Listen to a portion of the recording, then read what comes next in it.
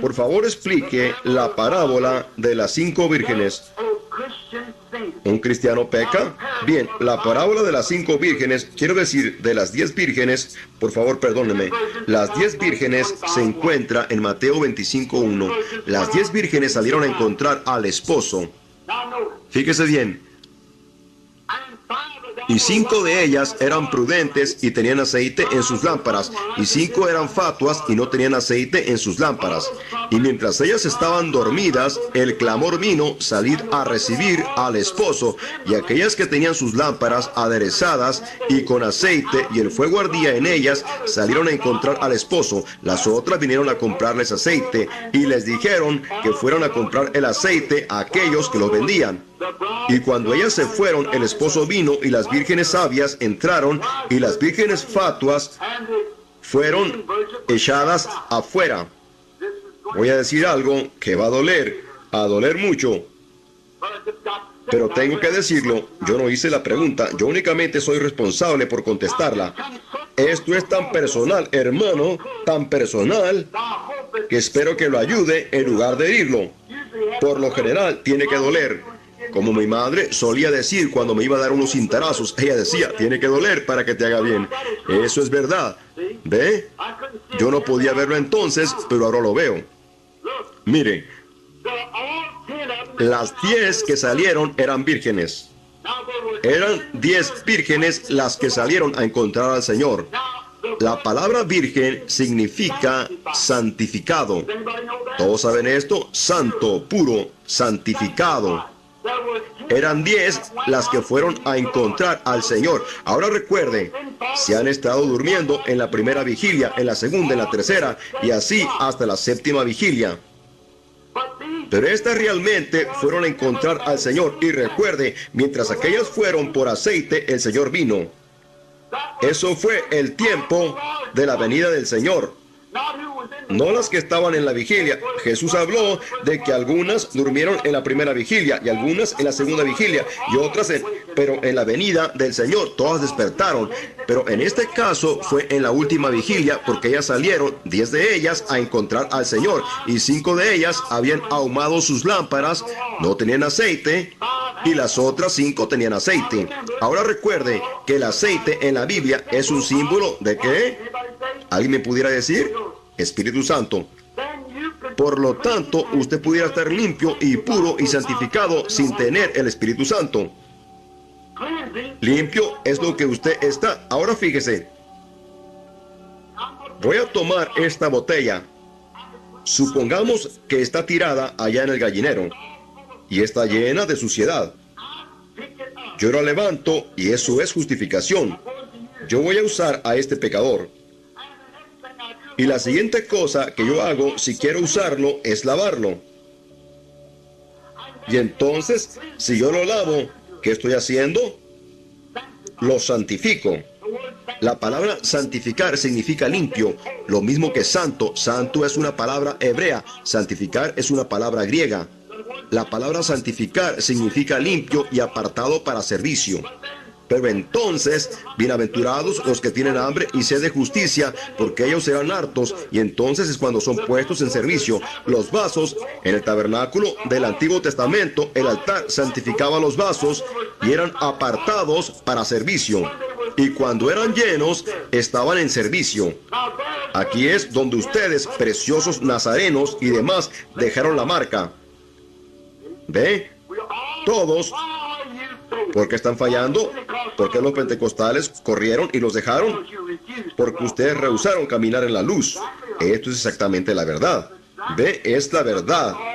El primer altar en que yo me arrodillé fue en este precioso altar nazareno que está por aquí cerca. Dios los bendiga. Una iglesia buena, santa, limpia, pero son tan legalistas que dicen: tú debes de hacer esto y debes de hacer lo otro, tú debes de hacer aquello, y no se dan cuenta que es la gracia de Dios y que usted es llamado por elección. No es del que quiere ni del que corre, mas del que Dios tiene misericordia. ¿Ve? Dios predestinó la iglesia antes de la fundación del mundo. Tenemos una pregunta sobre esto en unos momentos. ¿Ve? Él predestinó a la iglesia antes de la fundación del mundo. Usted no puede, pensando, añadir un codo a su estatura. Ningún hombre viene a mí, excepto que mi Padre lo traiga. ¿Ve? ¿Ve? Fue Dios el que hizo el llamamiento. Dios dio el jalón. Dios es quien establece la iglesia. Usted pudiera decir, hermano Branham, eso es calvinismo puro. No, no lo es. Mire, yo no creo que Dios toma a un hombre y únicamente le dice, voy a sacarte de... Todos estos bautistas y presbiterianos dicen, yo creo en el Señor, mi conciencia no me condena. Con razón, pues ellos no tienen nada que condenar. Ellos dicen, a mí el bailar no me daña, el beber un traguito social no me hará daño, porque no hay nada en eso. Según ellos, que los condene. El decir chistes pícaros, dicen ellos, a mí no me molesta. ¿Sabe por qué? Porque no hay nada en ellos que los condene. Pero yo no sirvo al Señor porque pienso que Él me mandaría al infierno si no lo hiciera. Yo le sirvo a Él porque lo amo. Yo le sirvo a Él porque hay algo en mí. Si usted dice, yo voy a dejar de hacer esto porque mi iglesia no lo cree, usted lo que está haciendo es jugar el papel de un hipócrita. Esto es verdad. Pero si usted lo hace porque usted lo ama y es una contribución de usted para Dios, algo en su corazón haciendo el amor de Dios en usted más grande que estas cosas, entonces usted está en la línea correcta. Pero si yo no tomo, fumo, mastico tabaco, maldigo y no hago otras cosas, yo todavía puedo irme al infierno. Seguro, si yo viniera a todas las iglesias, me bautizara y tuviera mi nombre escrito en todos los libros y jugara el papel de bueno y viviera una buena vida, eso no bastaría. Por escritura dice, a menos que un hombre sea nacido otra vez, no verá el reino de Dios. Esto es verdad.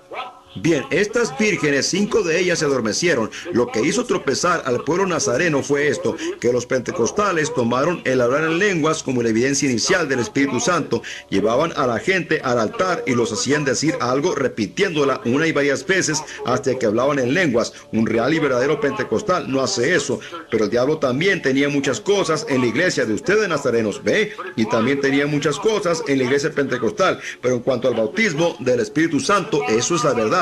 Eso es exactamente la verdad. Hay muchos de ellos, yo sé. Yo he escuchado gente hablar en lenguas. Yo no puedo juzgar. Yo no fui enviado a juzgar. Yo he escuchado mucho de ellos. Suena como metal que resuena y como címbalo que retiñe. Pero yo sé que hay un Espíritu Santo genuino que habla en lenguas. Y yo sé que es verdad, sí Señor. Pero ellos vieron a la gente entrar diciendo, gloria a Dios, yo lo tengo. No llame usted eso ser pentecostal, por el hecho que dan unos saltos y de que hablan en lenguas. Y luego los ve usted allá afuera con la esposa de alguien más o con el esposo de alguien más. Usted se pregunta, ¿es eso el Espíritu Santo? Ustedes nazarenos también gritaron por toda la iglesia e hicieron la misma cosa. Ustedes dijeron que lo tenían cuando gritaron. Ve, no hay ni una sola manera que usted pueda probar que lo tiene. Es por la vida que usted vive. Por su fruto los conoceréis. Esa es la única manera, la vida piadosa y Cristo obrando en usted, confirmando la palabra, señales y maravillas, siguiendo a una vida piadosa. Eso es la cosa real. Ahora, usted puede tener muchas señales que lo sigan y no tener la vida. Usted puede imitar la vida sin las señales, pero cuando usted las ve juntas, eso es lo que es. Eso es la cosa. Y entonces, recuerde, la novia... Voy a terminar esto si ustedes tienen unos minutos más. Mire, cuando una mujer va a hacer un vestido, ella tiene su pedazo grande de tela. ¿Qué clase? Pudiéramos decir tela de algodón o cualquier otra clase, cualquier clase que ella use. Digamos que seda. Ella tiene un patrón y empieza a mirar en esa gran pieza de tela. Ahora, de ella depende en dónde quiera poner su patrón, ¿verdad que sí? Ella puede escoger cualquier parte de la tela y toda la tela es santificada, está limpia. ¿Ve? Es elección, la elección de Dios. Así que, ¿qué es lo que Él hace? Dios toma por elección y pone su patrón de Cristo en cualquier parte de la tela y luego la tela es cortada y el resto de la tela es tan santa como la parte que se cortó de ella, pero por elección. Dios hace su elección desde antes de la fundación del mundo. ¿Qué nos dijo Pablo en Corintios 8? Quiero decir, Romanos 9. ¿Puede el barro decir al alfarero, ¿por qué me hiciste así? ¿Puede Dios, quien es justo, aquel quien pudo decir, aun cuando Esaú y Jacob no habían nacido o habían hecho bien o mal, a Esaú aborrecí y a Jacob amé? Es porque por ese previo conocimiento él sabía cómo era Esaú y cómo era Jacob. Él sabe lo que está en el hombre. Antes de la fundación del mundo, él ya lo sabía. Si usted pudiera explicar la palabra infinito es como si yo dijera, que hay 100 billones de toneladas de mosquitos.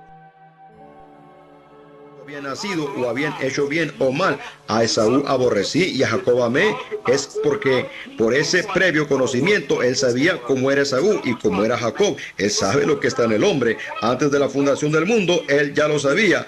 Si usted pudiera explicar la palabra infinito es como si yo dijera que hay 100 billones de toneladas de mosquitos en el mundo. Pero esto ni empezaría a explicarlo. 100 billones de toneladas de mosquitos en el mundo y cada uno de ellos parpadearan sus ojos 100 billones de trillones de veces. Y ni uno de ellos parpadean sus ojos sin antes haberlo sabido Dios desde antes de la fundación del mundo. Eso es infinito. Esto es algo que habla de infinito. ¿Ve? Él es infinito. Así que antes de la fundación del mundo, Él sabía exactamente lo que usted iba a hacer. Y Él envió a Cristo no solo para hacer. Si alguien dice, bien, si tan solo renunciara a mi maldad y lo siguiera a Él, o algo así, eso no es. Él ya sabía quién sería salvo, así que le envió a Cristo para salvar lo que Él ya había visto que sería salvo. Esto es exactamente la verdad. La iglesia en sí tiene seguridad eterna. Si usted está en la iglesia, usted está asegurado con la iglesia. Pero cuando usted se aparta de la iglesia, usted no está asegurado. Ve, quédese en la iglesia. ¿Cómo entra usted en la iglesia? Con un saludo de manos, escribiendo su nombre en un libro, por un espíritu. Todos somos bautizados en un cuerpo y ese es la iglesia. ¿Cómo? Por el bautismo del Espíritu Santo. Nosotros estamos sellados en el cuerpo de Cristo. ¿Por cuánto tiempo? Hasta el día de vuestra redención. Efesios 4:30 dice, no contristéis el Espíritu Santo con el cual estáis sellados hasta el día de vuestra redención. Sellados hasta el día de vuestra redención. Seguro. Seguro. Eso es el Espíritu Santo. Bien, esa iglesia fue raptada y el remanente de la simiente de la mujer, quien guarda los mandamientos de Dios y tiene fe en Jesucristo, ve, no la novia, el remanente de la simiente de la mujer, a ellos el dragón les echó agua que salía de su boca para hacerles guerra, a ellos el remanente de la simiente. Esto será cuando la iglesia protestante, unida con la Federación de Iglesias, la cual es la imagen de la bestia, la cual se está formando hoy, y habrá una coalición organizada contra todas las iglesias de esa índole, como la discusión que tenemos ahora con las oficinas de impuestos, quienes tratan de decir que nosotros no somos una iglesia, pero nosotros tenemos derechos constitucionales para decir que somos una iglesia, y mientras la Constitución lo diga y no haya ninguna enmienda al respecto, nosotros tenemos absolutamente los derechos al igual que cualquier otra. Nuestros antecesores lucharon por esto, pero lo que han hecho es que han violado toda ley constitucional que han podido violar, y muy pronto la Federación de Iglesias, a la cual todas las iglesias y denominaciones han sido invitadas a entrar, y en la cual el diablo ha entrado metiendo mundanalidad y todo en los miembros de la iglesia y demás, convirtiéndolas en grandes congregaciones, dándoles clase y sociedad, mientras que una iglesita ya, habiendo nacido otra vez en una suciedad, como todo nacimiento lo es, todavía está pagando el precio, todavía está humillándose y muriendo, actuando de la misma manera que aquellos primeros que nacieron en el día de Pentecostés. La misma clase de iglesia la cerrarán y serán aisladas por la Federación de Iglesias. Será una coalición organizada como una unión o algo así. O usted va a entrar en ella o usted va a salir de ella. La marca de la bestia ya está hoy, y el sello de Dios es el Espíritu Santo. El rechazarlo es aceptar la marca de la bestia.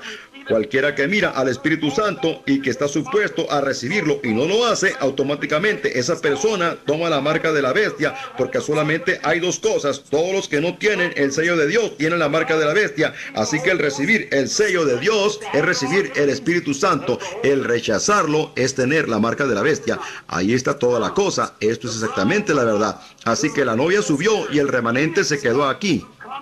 Y el remanente es el que se levanta en la segunda resurrección. Bienaventurado y santo es aquel que tiene parte en la primera resurrección, en la cual la segunda muerte no tiene poder. Correcto. En la segunda resurrección estará el trono blanco de juicio, y entonces la iglesia, ¿no sabéis?, dice Pablo, hablándoles a los incrédulos y a los abogados y demás, que los santos juzgarán al mundo. Estas cosas deberían ser juzgadas por la iglesia, no por magistrados injustos y demás, sino que nuestros asuntos deberían ser juzgados por la iglesia. Pero ustedes se llevan uno al otro a la ley, y Dios tenga misericordia de aquel que lleve a un cristiano a la ley. Correcto. Pablo aún los previno de hacerlo. Bien, esa es la novia, y las vírgenes que duermen son dejadas aquí en la tierra. Las vírgenes prudentes van al cielo con aceite en sus lámparas. Yo sé que pudiéramos hablar mucho sobre esto, pero tengo que apresurarme a terminar con lo que resta. ¿Los cristianos pecan? No, absolutamente no. No hay ninguna escritura donde diga que un cristiano peca. Él no puede pecar. Yo sé que hay un resentimiento al respecto, pero vayamos a 1 de Juan 3 y veamos lo que la escritura dice. Un cristiano no peca. ¿Ha visto usted alguna vez a un pájaro negro blanco o a un pájaro blanco negro? ¿Ha visto usted alguna vez a un hombre borracho y sobrio a la vez? No. Usted nunca ha visto a un pecador santo. No hay tal cosa como esa. Ahora, si esto se pone un poquito doloroso, póngase bastante bálsamo, usted sabe, y se curará en un momentito. Bien, las escrituras son nuestras absolutas e infalibles pruebas de lo que estamos hablando. 1 de Juan, el capítulo 3 y los versos 8, 9 y 10. Muy bien, escuchen esto. El que hace pecado es del diablo, porque el diablo peca desde el principio. Para esto apareció el Hijo de Dios, para deshacer las obras del diablo. Escuchen, ¿están listos? ¿Tienen sus chaquetas puestas? ¿La armadura bien ceñida? Escuchen atentamente porque esto va a sacudir. Cualquiera que es nacido de Dios no hace pecado. ¿Cómo está esto? Porque su simiente, la de Dios, está en él, en el hombre. Y él no puede pecar porque es nacido de Dios. En esto son manifiestos los hijos de Dios y los hijos del diablo. Cualquiera que no hace justicia y no ama a su hermano no es de Dios. ¿Cómo pueden ustedes tener denominaciones y levantar barreras y cosas como esas y decir que ustedes son nacidos de Dios? No hay tal cosa como esa. Es una burla de Satanás. Esto es correcto. Pero un hombre que es nacido de Dios no puede pecar. Es imposible que él peque. Fíjese. Permítame tomar este crucifijo por un momento, si lo puedo sacar de aquí. ¿Quién fue la ofrenda de pecado? Jesucristo. ¿Cómo entramos en Cristo? ¿Quién murió por nosotros? Cristo. ¿Por qué murió? Por nuestros pecados. Él tomó mi castigo, ¿verdad que sí? Y entonces, ¿cómo llegó a Él? Por un espíritu. Todos somos bautizados en un cuerpo. Y en este cuerpo estamos cubiertos por la sangre y libres de los juicios. Él no puede pecar porque hay un sacrificio de sangre que está por él día y noche. Aleluya. Él no puede pecar. Él no tiene deseo de pecar. Y si lo hace, si él hace algo mal, él no lo hizo intencionalmente. La Biblia dice en Hebreos el capítulo 10 que si pecáremos voluntariamente después de haber recibido el conocimiento de la verdad, y él es la verdad, entonces ya no queda más sacrificio por el pecado.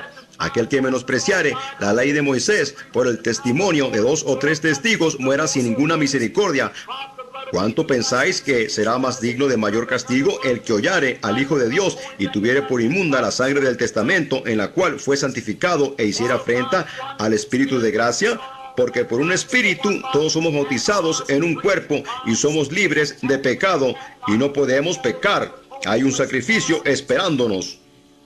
Y si todavía hay deseo en su corazón de pecar, usted nunca ha sido bautizado en ese cuerpo, porque usted debería estar muerto y su vida estar escondida en Cristo por Dios y sellada por el Espíritu Santo. Los cristianos no pecan. Ellos hacen errores, pero nunca pecan. Amén. Esta es la razón por la cual no pecan. El cristiano no puede pecar. Es como si el presidente municipal de esta ciudad me dijera: señor Branham, yo sé que usted va a orar cuando lo llaman los enfermos. Y aquí tenemos límites en la velocidad. La velocidad más alta que usted alcanza en esta ciudad son 48 kilómetros por hora. Pero yo le estoy dando a usted el permiso para que maneje a 144 kilómetros si usted quiere. Porque yo tengo fe que usted no lo hará a menos que tenga una llamada de emergencia o que alguien se esté muriendo en un accidente. Y yo le doy a usted el permiso como presidente municipal de esta ciudad que también pueda pasarse una luz roja o hacer lo que quiera. Usted hágalo. Entonces, ¿cómo pudiera sancionarme un policía cuando fuera a una velocidad de 64 kilómetros por hora en una zona de 48 kilómetros por hora? Cuando tengo tal permiso, no puede. Yo no pudiera infringir ninguna ley de velocidad en esta ciudad. ¿Sabe por qué? Porque estoy más alto que toda ley de velocidad. Amén. Espero que usted lo vea. Y cuando estamos muertos y Dios ha reconocido nuestro arrepentimiento, Él ha reconocido nuestro bautismo, Él ha reconocido la sangre de su propio Hijo, la cual por fe ha sido aplicada. Él reconoce su previa predestinación, pues sabía que yo lo haría y me ha reconocido en Cristo muerto, y Cristo murió en mi lugar cuando Él fue inmolado antes de la fundación del mundo. Mi nombre fue puesto en su libro como cristiano. Aleluya. Cristo murió mi muerte. Cristo es mi sacrificio. Y Dios no puede imputarme pecado nunca más. Él me ha dado el sello del Espíritu Santo como testigo de que yo he pasado de muerte a vida. Eso es todo. Así que aquel que es nacido de Dios no peca, porque no puede pecar. En el Antiguo Testamento, cada año había un recordatorio del pecado, pero Cristo, por un solo sacrificio, Él hizo perfectos para siempre a los adoradores. El adorador, una vez siendo limpiado, Hebreos 10, el adorador, una vez siendo limpiado, ya no tiene más conciencia de pecado.